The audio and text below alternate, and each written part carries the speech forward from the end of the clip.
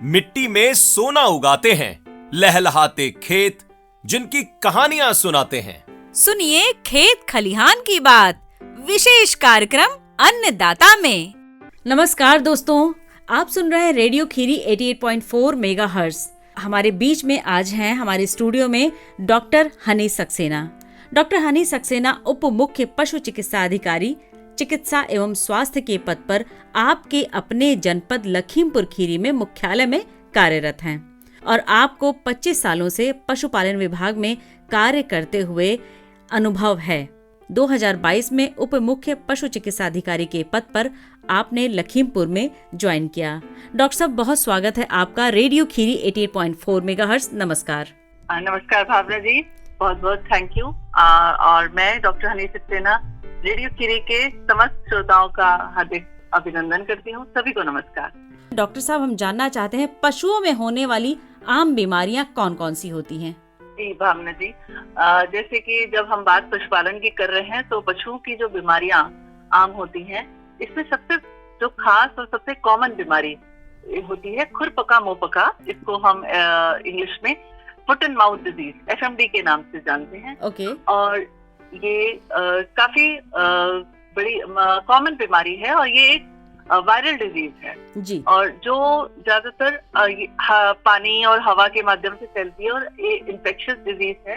तो और ये क्योंकि वायरल है, इसका ट्रीटमेंट कम और वैक्सीनेशन से हम इससे बचा जा सकता है जी। ये ज्यादातर गाय भैंस में होती है जी। जैसे कि नाम ही बता रहा है खुरपका मुंहपका, तो इसमें मुंह और खुर जी। पकते हैं, मीन्स उसमें घाव या छाले जैसे हो जाते हैं। अच्छा। जानवर में बुखार आ जाता है जी।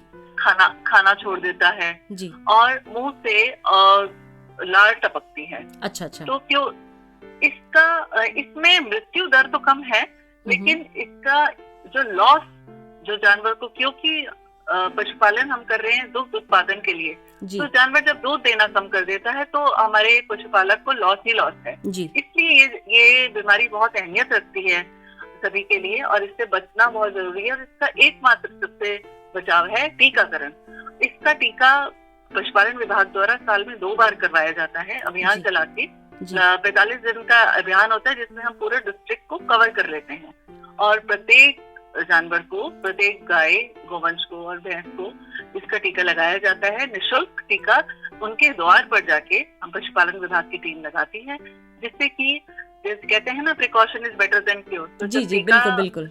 हाँ, तो जब टीका लग जाता है तो उससे हम काफी हद तक इस बीमारी से बच सकते हैं, अपने जानवर को बचा सकते हैं। और अगर ये बीमारी इनकेस हो भी जाती है तो इसमें मृत्यु दर कम है, लेकिन इसका ट्रीटमेंट सिम्टोमेटिक ट्रीटमेंट ही किया जाता है लक्षणों के अनुसार। तो जो नजदीक के पशु चिकित्सक से संपर्क कर अगर इस तरह के लक्षण दिखते हैं तो तुरंत जो हमारे पास के हर ग्राम में या हर ब्लॉक में पशु चिकित्सालय है, वहाँ से संपर्क कर और उसका ट्रीटमेंट हमारे पशुपालक करा सकते हैं। लेकिन सभी से अनुरोध यही है कि अपने प्रत्येक जानवर को ये टीकाकरण जरूर कराएं और जो टीम जब जाती है घर पे तो उनको मना ना करें या कोई बहाना ना बनाएं और अपने जानवर को इस बीमारी से बचाएं। अच्छा डॉक्टर साहब, ये जो टीम जाती है घर घर, ये कब क्या मंथ में जाती है या फिर वीकली? ये नहीं, ये क्योंकि अभी ये मैंने बताया, ये साल में 2 बार 6 माह के अंतराल पर ये टीका लगाया जाता है और विभाग के द्वारा ही प्रोवाइड किया जाता है। तो जैसे अभी हाल ही में हमारा ये अभियान 10 मार्च को खत्म हुआ है। 22 जनवरी से शुरू हुआ था और 10 मार्च को खत्म हुआ है। इसके बाद अब 6 महीने बाद लगभग सितंबर के आसपास इसका दूसरा चरण शुरू होगा, क्योंकि ये 6 माह पर इसका बूस्टर डोज लगना होता है। खुरपका एवं मुंहपका के लिए दूसरा डोज। हाँ, तो अब ये अभियान, लेकिन अगर किसी कहीं कोई जानवर छूट गया है, रह गया, तो वो अपने पशु चिकित्सक से संपर्क करके अस्पताल पर जाके या बुला के लगवा सकते हैं। जी डॉक्टर साहब, एक बार आप जो सितंबर माह का कौन सा तारीख आपने बताया है? तारीख अभी तारीख अच्छा, सितंबर से शुरू होगा। अच्छा जी, क्योंकि अभी मार्च में खत्म हुआ तो ये टीका 6 महीने के बाद ही लगेगा। श्रोताओं, बहुत ही ध्यान से सुनिएगा। डॉक्टर साहब, आप हमारे बीच में हैं आज। हर 6 महीने पर खुरपका एवं मुंहपका के लिए टीकाकरण होता है। मुफ्त में इलाज होता है इसका, और स्वास्थ्य कर्मी घर घर जाते हैं आपके पशुओं को देखने के लिए। डॉक्टर साहब, इसके अलावा और भी जानवरों में होने वाली आम बीमारियों के बारे में एक चीज और बताना चाहूंगी। जी जी। 4 माह के से अधिक उम्र के जी जानवर को ही लगाया जाता है। हाँ। जो 4 माह से ऊपर, जी, उससे पहले नहीं लगता। 4 माह से ऊपर ये टीकाकरण जी। तो ये जानवर जैसे जो दुग्ध उत्पादन वाले पशु हैं, गाय, भैंस और भैंस। हाँ। अच्छा, क्या बकरी, जो लोग कुछ बकरी भी पालते हैं, अन्य जानवर जो होते हैं, हाँ, उसमें भी ये रोग होता है, लेकिन जो हमारा अभियान चलाया जाता है तो उसमें जाकर हम इनको ही कवर करते हैं, क्योंकि सबसे ज्यादा इसमें तो गाय और भैंस सबसे ज्यादा, गाय और भैंस के लिए। जी जी। और इसके अलावा कुछ और आम बीमारियां हैं पशुओं में होने वाली? हाँ, इसके बाद जो आम बीमारी है वो आती है गला घोंटू रोग। जैसे आपने सुना हुआ गला घोंटू। जी जी। और इसको अंग्रेजी में कहते हैं HS, हेमोरेजिक सेप्टिसीमिया। ये एक बैक्टीरियल डिजीज है। ये इसका भी टीका निःशुल्क हमारे विभाग द्वारा साल में 1 बार लगाया जाता है।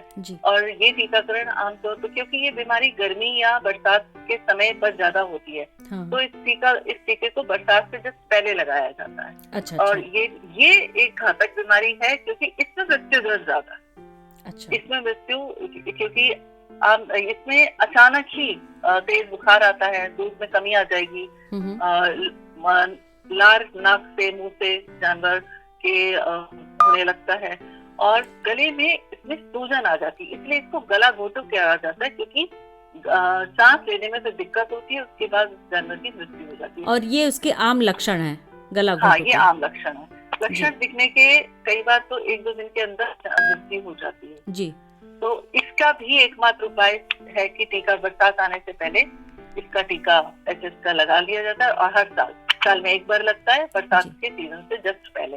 और इसके लिए भी हमारे पशुपालन विभाग की टीम घर घर जाके ये निःशुल्क टीका लगाती है। अच्छा अच्छा। और जैसा कि आपने बताया डॉक्टर साहब, मुंह पका, खुर पका रोग, गला घोंटू रोग, और इसके अलावा भी क्या कुछ आम बीमारी या खास बीमारी हमारे पशुओं को होती है? हाँ, अब देखिए, इन्फेक्शन तो हो ही सकता है, हर तरह के बैक्टीरियल इन्फेक्शन है। तो जैसे ही किसी रोग के जब बुखार आ रहा है या जानवर खाना छोड़ रहा है, तो मेरी राय में कि फौरन ही उसको डिले ना करके फौरन अपने पशु चिकित्सक से संपर्क करना चाहिए। इसके अलावा बीमारियां और भी हैं, जैसे लंगड़िया बुखार इसको कहते हैं। हाँ, लंगड़ा बुखार। हाँ, लंगड़ा बुखार। इंग्लिश में इसको ब्लैक वाटर डिजीज कहते हैं। ये भी बैक्टीरियल है। इसमें मसल्स टूट जाती है, उस मसल्स में क्योंकि गैस, जो सल्फर डाइऑक्साइड गैस हो जाती है, तो उसमें मसल में चढ़ की आवाज आती है। अच्छा। ये इसका मेन एक पेक्यूलर लक्षण है, और इसका भी टीका होता है, लेकिन इसका टीका थ्रू आउट ईयर जब समय समय पर जब विभाग के द्वारा प्रोवाइड किया जाता है तो लगाया जाता है। जी। और इसके अलावा रेबीज जैसे हम सब जानते हैं, ह्यूमन और एनिमल्स दोनों के लिए ही बहुत महत्वपूर्ण है, क्योंकि ये एक जूनोटिक बीमारी है। जूनोटिक मतलब ह्यूमन से जानवरों से ह्यूमंस में, ह्यूमंस से आगे जानवर में। जी। जानवर से ज्यादातर ह्यूमंस में ही ये होता है। और ये रेबीज जैसे सबसे घातक बीमारी है, और इसका कोई इलाज नहीं है, और ज्यादातर ये कुत्तों के काटने से ही फैलती है। और इसका एक बार अगर हो जाए तो इसका कोई इलाज संभव नहीं है, इसमें मृत्यु निश्चित होती है। इसलिए अपने ये जो पालतू कुत्ते हैं उनको रेबीज वैक्सीन लगाना बहुत जरूरी है, क्योंकि और फिर अगर किसी जानवर को, अब क्योंकि हम यहाँ पशुपालन की बात करते हैं, पशु की बात करेंगे। जी जी, बिल्कुल। कि अगर जानवर को भी कुत्ते ने काटा है तो उसको भी रेबीज होकर उसकी भी मृत्यु से अगर सिम्टम आ जाते हैं, अगर रेबीज डॉग ने काटा है तो वो जानवर भी इफेक्ट होकर उसकी भी मृत्यु हो सकती है। तो इसका एकमात्र बचाव भी टीकाकरण ही है।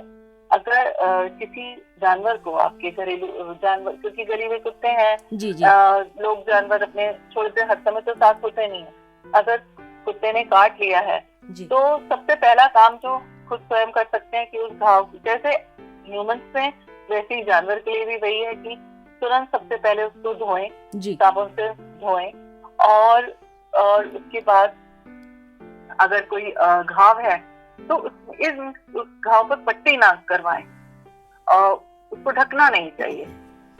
क्योंकि ये वायरस नर्व के थ्रू ट्रेवल करता है और ब्रेन को अफेक्ट करता है, जिस वजह से इसके दो तरह के लक्षण होते हैं। या तो बहुत घातक आक्रामक हो जाता है जानवर, या बिल्कुल सुस्त पड़ जाता है और इसमें मसल बिल्कुल स्पैज्म हो जाता है और इसमें भी दम घुटने से या टिटनेस के लक्षण आके उसके बाद मृत्यु हो जाती है। तो इसके लिए अगर जब किसी पशु को काट लिया है तो नजदीकी पशु चिकित्सालय पर जाके उसका भी टीकाकरण कराएं। यही एकमात्र इसका उपाय है कि इससे बीमारी के लक्षण का इंतजार ना करें। अगर कुत्ते ने काटा है तो तुरंत उसको टीकाकरण उसका कराएं। इसमें वही है कि 3 या 5 टीके लगते हैं, 0, 3, 7, 14 और 90 दिनों पर, और इससे अपने जानवर को आप बचा सकते हैं। अच्छा डॉक्टर साहब, जैसा कि आपने बताया कि अगर कोई रेबीज का कुत्ता काट लिया हो उनके पशुओं को तभी ये होता है। आमतौर पे अगर जैसे रोड के कुत्ते ने काट लिया, जानवर तो खेतों में भी घूमते रहते हैं, आसपास के इलाकों में भी घूमते हैं, तो अगर कोई आम कुत्ता किसी ने काट लिया तो भी बीमार होने के चांसेस रहते हैं उसमें? देखिए, आम कुत्ता है तो जाहिर है उसका किसी ने टीका तो नहीं लगाया होगा। जी बिल्कुल बिल्कुल। तो चांसेस तो बहुत ज्यादा है, क्या पता उसको वो वायरस कैरी कर रहा हो। अच्छा। उस समय उसके लक्षण ना हो, क्या पता 4 दिन बाद वो उसके लक्षण हो जाए। तो बेहतर यही होगा कि अगर कुत्ते ने काटा है तो टीका जरूर लगवा लें, क्योंकि हमारा पशु बहुत बहुमूल्य है और एक किसान अपनी मेहनत से उसको खरीदता है। एक आम गाय 60-70 हजार से नीचे तो नहीं आती, तो उसका नुकसान से अच्छा है कि 3 टीके लगवा दें। जी। तो डॉक्टर साहब, जैसा कि आपने बताया जानवरों में होने वाले विभिन्न रोग, जिसमें कि आपने बताया गला घोंटू और खुरपका, मुंहपका और लंगड़ा बुखार, और इसके अलावा साथ ही साथ एक थनैला रोग भी कुछ होता है। हाँ, तो हाँ डॉक्टर साहब, इसके बारे में थोड़ी जानकारी दीजिए हमारे श्रोताओं को। जी, थनैला रोग जिसको हम मेस्टाइटिस कहते हैं। ओके। इसमें दुधारू जानवरों में होता है और खास तौर पर जो बहुत अच्छा दूध दे रहे हो, जिसकी बहुत हाई यील्डिंग का दूध उत्पादक क्षमता बहुत ज्यादा है, उनमें ज्यादा चांसेस होते हैं। क्योंकि और ये भी एक मैनेजमेंटल, अगर एक प्रबंधन का ही नतीजा होता है कि जिससे एक बेहतर प्रबंधन से हम थनैला से भी बचा जा सकता है। क्योंकि इसमें भी नुकसान बहुत ज्यादा होता है। अगर थन खराब हो गया पशु का तो उसका दुग्ध उत्पादन बिल्कुल बंद हो जाता है, तो वो एक तरह से जानवर यूजलेस हो जाता है। तो इसके लिए छोटी छोटी बातों का ध्यान रख के भी इससे बचा जा सकता है कि जब दूध धोया जाता है तो साफ जगह पर धोएं, क्योंकि इन्फेक्शियस डिजीज है। अगर इन्फेक्शन थनों के माध्यम से अंदर जाता है और पूरा थन बेकार कर सकता है, तो क्यों ना बेहतर तरीके से अगर उसका जो दोहन करते हैं, दूध धोते हैं, साफ कपड़ा, साफ जो इस्तेमाल करें, साफ बाल्टी, उस जगह को साफ करें और उसको साफ थन को साफ पानी से धोएं। उसके बाद सुखा के और दूध धोने के बाद कोशिश करें कि जानवर बैठे ना, क्योंकि बैठने के बाद हो सकता है जमीन से वो इन्फेक्शन कैरी करे। तो इस छोटी छोटी बातों का ध्यान रखकर इससे बचा जा सकता है। साफ सफाई सबसे बड़ी चीज है कि अगर जहाँ भी हम अपने पशु रखते हैं, अगर हम साफ सफाई का बहुत ध्यान रखेंगे तो थनैला क्या काफी बीमारियों से बचा जा सकता है। जी। और अगर थनैला हो जाता है कि दूध आना बंद हो गया है, सूजन आ रही है, तो आप जल्दी से जल्दी, जैसे ही इसके सिम्टम्स दिखेगी, तो जितना जल्दी इसका ट्रीटमेंट शुरू होता है उतने ज्यादा चांसेस होते हैं कि इसको रिकवर कर सकता है। और अगर ये पुराना हो जाता है तो पूरा थन ही बेकार हो जाता है। ओके, तो बहुत खतरनाक बीमारी है डॉक्टर साहब। जी। और एक और बीमारी है, ये जो अब आगे गर्मियां आएंगी और बारिश का मौसम होगा, तो इधर 2-3 सालों से आपने भी सुना होगा लंपी स्किन डिजीज। जी। हाँ, ये एक तरह से पॉक्स वायरस से होती है। तो ये आप देखते होंगे कि जानवरों में गांठें पड़ जाती हैं जी उनके। तो इसमें भी मृत्यु दर कम है, मृत्यु दर तो नहीं होती, लेकिन देखने में भी आपका पशु कितना, और वो उसको तकलीफ भी होती है। क्योंकि उसमें गांठें पड़ जाती हैं, हार्ड हो जाती है स्किन, और गांठें कभी कभी घाव में बदल जाती हैं, बुखार आ जाता है और खाना का कम हो जाता है, और जब अल्टीमेट रिजल्ट वही कि दुग्ध उत्पादन तो कम हो ही जाता है। डॉक्टर साहब, कोई भी बीमारी हो जानवरों को, पशुओं को हमारे, तो जाहिर सी बात है उसका असर उसके दुग्ध उत्पादन पर पड़ेगा ही पड़ेगा। बिल्कुल बिल्कुल बिल्कुल। तो इसका भी टीकाकरण हमारे विभाग द्वारा इधर 2022 से लगातार हर साल इसका टीकाकरण होता है, और इसमें भी यही कि समय से अगर इसके गांठें पड़ी तो सबसे पहले चिकित्सक से सलाह लें, उससे जो सिम्टोमेटिक सिम्टम के अनुसार ट्रीटमेंट हो जाए, और साथ में और अगर इस तरह का कोई जानवर में लक्षण दिखते हैं तो सबसे पहले उसको अलग कर दें, क्योंकि ये एक से दूसरे जानवर में फैलता है। वो चारे से, पानी से फैलता, उसके संपर्क में आने से दूसरे जानवर भी इफेक्ट होते हैं, और ये फिर तेजी से फैलता है। तो अगर पूरा अगर कोई डेयरी है या हर्ड है तो उसमें सभी जानवर इफेक्ट हो, तो अगर किसी एक में लक्षण दिखे तो सबसे पहला उसको बिल्कुल अलग कर दे अन्य जानवरों से। तो चारा पानी अलग कर दे तो और जानवर को बचाया जा सकता है, और जो अफेक्टेड जानवर है उसका ट्रीटमेंट, और बाकी उसके बाद पूरा सबका वैक्सीनेशन। ये भी मानसून से पहले, क्योंकि ये गर्मी जब हवा में बहुत नमी होती है तब इस बीमारी के चांसेस बढ़ते हैं, और ये काफी देखने को इसमें मिलता है। तो इसका भी इलाज वही है, टीकाकरण। पहला इलाज क्या, प्रिकॉशन, टीकाकरण जी। तो जो इसके लिए भी निःशुल्क टीकाकरण हमारे विभाग द्वारा लगाया जाता है जी, तो वो जरूर लगवाएं। ओके, बहुत बहुत धन्यवाद डॉक्टर साहब। श्रोताओं, हमारे साथ आज कनेक्ट हैं डॉक्टर हनी सक्सेना, उप मुख्य पशु चिकित्सा अधिकारी, चिकित्सा एवं स्वास्थ्य के पद पर आपके अपने जनपद लखीमपुर खीरी में। और श्रोताओं, एक बात और बताना चाहती हूँ कि डॉक्टर साहब विभिन्न योजनाओं की नोडल अधिकारी भी हैं। पहले अभी हम बात कर रहे हैं पशुओं में होने वाले विभिन्न रोगों के बारे में, उसके बाद बात करेंगे डॉक्टर साहब हमें बताएंगे आज विभिन्न योजनाओं के बारे में। तो डॉक्टर साहब, जैसे कि आपने बताया विभिन्न बीमारियों के बारे में, क्या उसके बाद भी कुछ ऐसी चीजें रह गई हैं जो हमारे श्रोता जानना चाहेंगे, चाहे उससे खान पान से रिलेटेड हो, चाहे उससे बीमारी या फिर उसके प्रिकॉशन से रिलेटेड हो?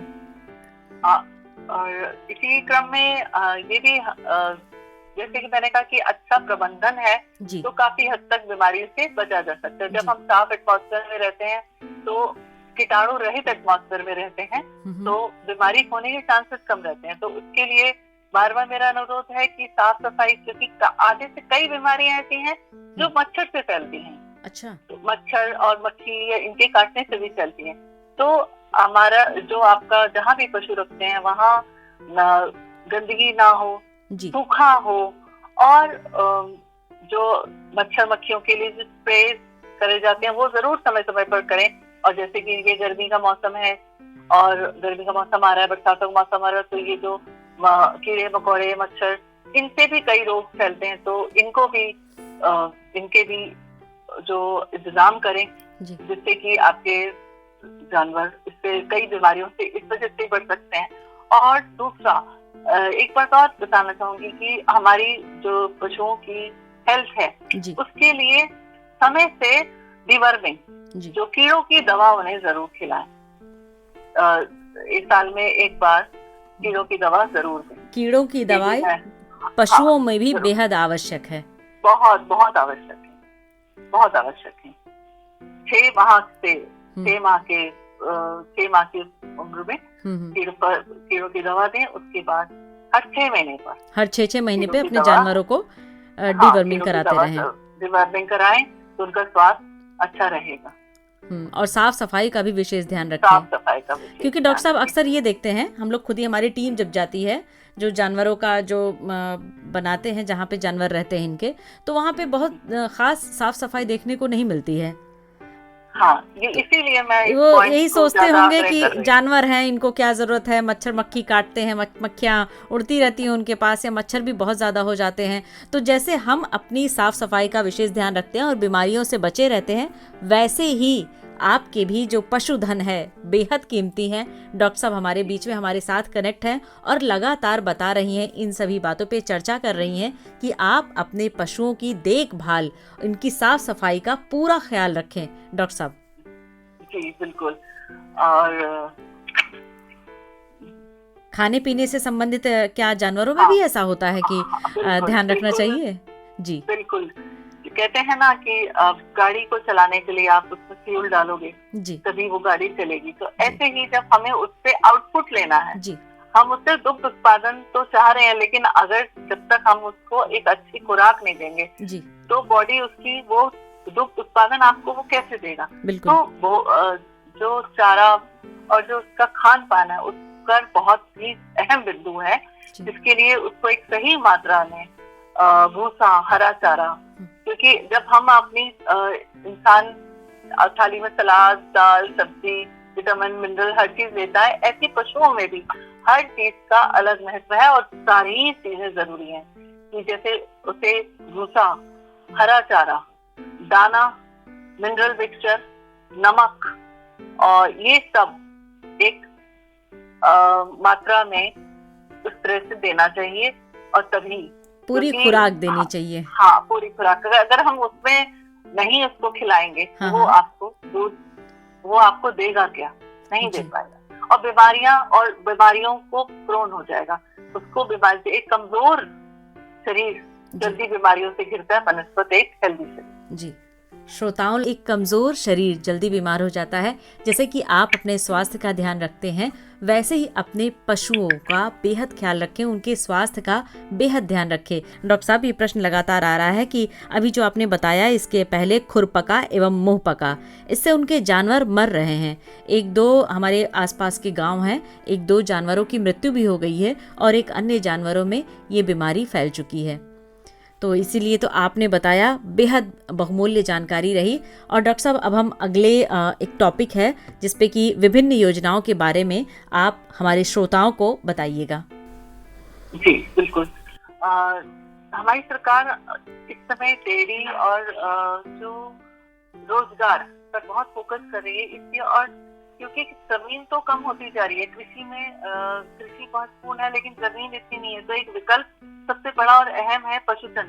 पशुपालन में रोजगार सबसे ज्यादा हो, तो इसी को बढ़ावा देते हुए बहुत विभिन्न योजनाएं जो हमारे विभाग द्वारा चलाई जा रही हैं, उसमें इधर हाल ही में 2 साल से नंद बाबा दुग्ध मिशन के अंतर्गत 2-3 तरह की डेयरी की योजनाएं हैं। जैसे मिनी नंदनी योजना है 10 गाय के लिए, लेकिन इसमें स्वदेशी गाय का ही पालन करना है। अच्छा। इसमें विदेशी गाय का नहीं है, क्योंकि हमारे भारत में हमारी स्वदेशी नस्लें इतनी महत्वपूर्ण है कि विदेश वाले यहाँ से लेके बहुत अच्छा दुग्ध उत्पादन कर रहे हैं। तो हमारा सबसे पहला यह है कि स्वदेशी गाय को बढ़ावा देते हुए उन जो इतनी अच्छी धरोहर हमें मिली है उनको बचाने के लिए ये स्कीम है कि स्वदेशी गाय का से डेयरी पालन करें और अच्छे से अच्छा मैक्सिमम दुग्ध उत्पादन करें। तो इसके लिए ये 10 गाय की योजना है, मिनी नंदनी कृषक समृद्धि योजना। ये अब हर साल इसके लक्ष्य आते हैं और ऑनलाइन आवेदन होता है नंद बाबा दुग्ध मिशन की साइट पर। हमारे दर्शक उसको देख सकते हैं। नंद बाबा दुग्ध मिशन जी .gov.in जी नंद बाबा दुग्ध मिशन .gov.in इसकी साइट पर ये समस्त योजनाएं वो देख सकते हैं। और ये मैं भी बता दे रही हूँ, ये 10 गाय की योजना मिनी नंदनी कृषक समृद्धि योजना है। इसमें कोई भी 10 स्वदेशी गाय, साहिवाल, थारपारकर, गिर, इसमें इनको मिला के 10 गाय की डेयरी यूनिट की ये योजना है। इसमें सरकार ये 23,60,000 का पूरा प्रोजेक्ट कॉस्ट है। इसमें 50% सब्सिडी सरकार द्वारा दी जाती है। अच्छा। जो लाभार्थी इस योजना के अंतर्गत चयन होकर इसमें डेयरी स्थापित करते हैं उनको इसकी टोटल कॉस्ट 23,60,000 है, लेकिन 11,80,000 सरकार दे रही है। उसमें जो बचा हुआ 50% है, टोटल मात्र 15% लाभार्थी को देना है, 35% बैंक का लोन लेकर, और रेस्ट की जो 50% मैंने बताया 11,80,000 ये सरकार सहायता देगी। अच्छा। तो ये बहुत अच्छी योजना है हमारी स्वदेशी गाय की को बढ़ावा देने के लिए। और हमारे इसमें लाभार्थी जो आवेदक हैं, इसमें ऑनलाइन आवेदन होता है। अभी क्योंकि ये वित्तीय वर्ष आरंभ हुआ है तो हो सकता है 1-2 महीने में इसके ये साइट के आवेदन ओपन हो जाएंगे। और कोई भी जिसके पास जमीन है स्वयं की या फिर लीज पर और बैंक जिसका बैंक में खाता है और बैंक उसको लोन देने का इच्छुक है, कोई भी साइट पर आवेदन कर सकता है। उसके बाद लॉटरी के माध्यम से चयन होता है और हो सकता है, उम्मीद है कि इस वर्ष शायद लक्ष्य और बढ़ के आएंगे ताकि ज्यादा से ज्यादा हमारे किसान, हमारे पशुपालक इसका लाभ उठाएं। अच्छा डॉक्टर साहब, अभी जैसे आपने बताया, अभी एक बीच में थोड़ा सा इंटरप्ट करेंगे, आपने बताया कि ई लॉटरी के माध्यम से सिलेक्शन होता है, तो क्या अगर 100 लोगों ने अप्लाई किया है तो ज़रूरी नहीं कि 100 लोगों को ये सुविधा मिल जाए इस योजना की? देखिए, अभी 2 साल से ये हम योजना हमारे जिले में आई है, तो इधर दो साल में ई लॉटरी के माध्यम से ही चयन हुआ है। अच्छा। लेकिन सरकार इस पर विचार कर रही है क्योंकि काफी डिमांड है और सरकार का भी लक्ष्य यही है कि ज्यादा से ज्यादा को लाभ दे सके। तो इस पर अभी आदेश तो नहीं आया, इस पर अभी चर्चा चल रही है कि शायद ये लॉटरी सिस्टम खत्म करके ज्यादा से ज्यादा को लाभान्वित किया जा सके जी। तो लेकिन आधिकारिक रूप से जब तक कि इसका आदेश आता है तभी, अभी तो यही है कि अच्छा। लॉटरी से चयन होता है। क्योंकि बहुत सारे हमारे ऐसे जो ग्रामीण अंचलों में रहने वाले भाई बंधु हैं, वो कहीं ना कहीं एक हताशा लग जाएगी कि जिनकी पूंजी ही उतनी हो कि उनको बस एक योजना ले लें और योजना अगर निष्फल हो गई तो नहीं, ये आवेदन करने के लिए कुछ भी कोई फीस नहीं देनी, कुछ नहीं देनी, सिर्फ ऑनलाइन आवेदन करना। अच्छा। उसके बाद ये जब चयन हो जाएगा उसके बाद उन्हें अच्छा, सिलेक्शन के बाद, आपका चयन होने के बाद आवेदन के लिए कुछ भी नहीं, सिर्फ आवेदन करना। ओके। और इसके अलावा इसके बाद है जो एक बड़ी योजना है, इसी नंद बाबा दुग्ध मिशन के अंतर्गत नंदिनी कृषक समृद्धि योजना, वो इसी साल से हमारे जिले में भी लागू हुई थी। नंदिनी कृषक समृद्धि योजना जी। ये बड़ी योजना है, ये 25 गाय की योजना है। 25 गायों की योजना जी। 25 स्वदेशी गाय की योजना है। तो 25 गाय की है, इसकी टोटल कॉस्ट 62 लाख आती है। इसमें भी 50% सब्सिडी सरकार देती है। इसका भी चयन प्रक्रिया वही वैसे ही है, बस ये थोड़ी बड़ी योजना है तो इसमें कॉस्ट थोड़ी ज्यादा है, लेकिन सरकार इसमें भी 50% यानी कि 25 लाख का सब्सिडी सरकार सहायता देती है। और फिर इसके बाद हमारे छोटे पशुपालकों के लिए 2 गाय की भी योजना है, 2 स्वदेशी गाय खरीदने की भी योजना है। वो भी इसी कभी ऑनलाइन आवेदन कर सकते हैं। उसके बाद अगर चयन होने पर वो 2 गाय उन्हें स्वदेशी खरीदनी है। टोटल ये इसकी कॉस्ट, इस 2 गाय खरीदना, छप्पर और चारा कटनी मशीन, इसकी कॉस्ट आती है 2 लाख। तो अगर लाभार्थी जो आवेदक है वो 2 गाय और ये खरीदता है तो खरीदने के बाद 40% यानी कि 80,000 सरकार को सब्सिडी इसके बाद उसके खाते में, सीधे खाते में आती है। लेकिन इसमें उसको थोड़ा पहले गाय लेनी है, बीमा कराना। अच्छा। सभी स्कीम्स में गाय का बीमा कराना बहुत आवश्यक है और हमारे विभागीय स्कीम्स भी बीमे की समय समय पर चलती है। अभी इस वर्तमान में अभी नहीं चल रही है, लेकिन 1-2 महीने बाद ये फिर से शायद आ जाएगी। तो हर साल विभागीय बीमा जो बहुत ही कम प्रीमियम पर हो जाते हैं। अच्छा जी। वो कोई भी जिसके पास गोवंश है, जिसके पास गाय भैंस है, वो इस योजना के अंतर्गत बहुत ही कम प्रीमियम पर अपने पशु का बीमा कराते हैं। अच्छा डॉक्टर साहब, ये सभी योजनाएं जो दुग्ध जितने पशु हैं उनके ऊपर है, जैसे सिर्फ गायों के लिए, भैंसों के लिए भी ये अप्लाई किया जा सकता है? हाँ, गाय भैंस दोनों के लिए। और बीमा तो आप बकरी जो बकरी पाल ओनर्स है जी, वो बीमे की योजना तो सबके लिए, बीमा बकरी वाले भी करा कंपल्सरी है जी। हाँ, करा सकते हैं। अच्छा। मैं ये बीमा स्कीम के बारे में बता रही हूँ, बीमा। हाँ। और डेयरी का मैंने आपको भी ये 3 योजनाएं बताई जी।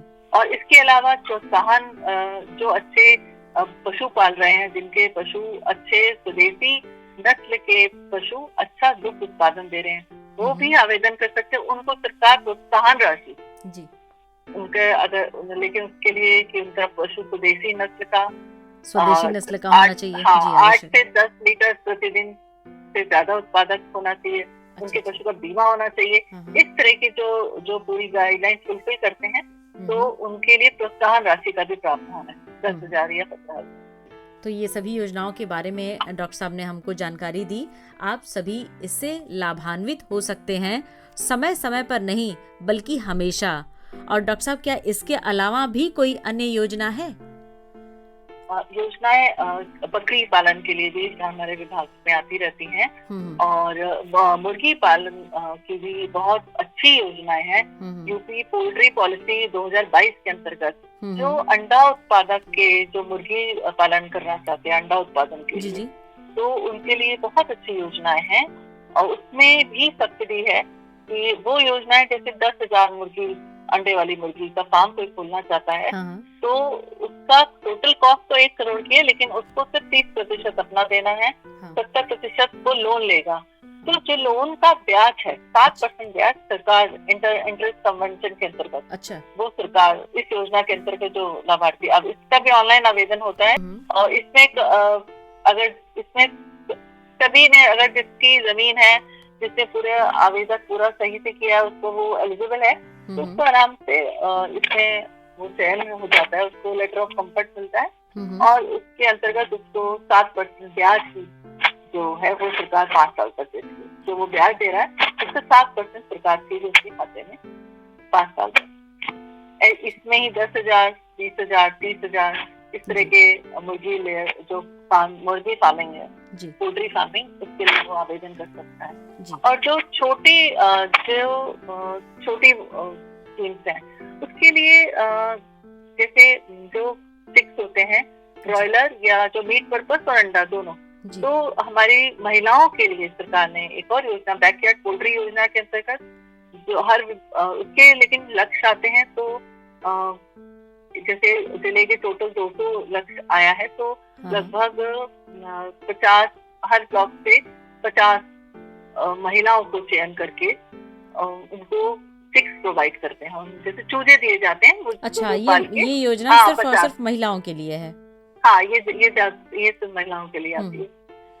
तो ये इसके लिए आप अपने जो सभी श्रोताओं से ये पशुपालकों से अनुरोध है कि अपने जो ब्लॉक के या पशु चिकित्सक से संपर्क में रहें तो योजनाओं की जानकारी उनको मिलती रहे। बिल्कुल, बिल्कुल। और इसके अलावा अगर कोई जानकारी चाहिए तो जो विकास भवन हमारे विकास भवन है उसमें सीडीओ कार्यालय में कभी भी आकर इन योजनाओं के बारे में जान सकते हैं।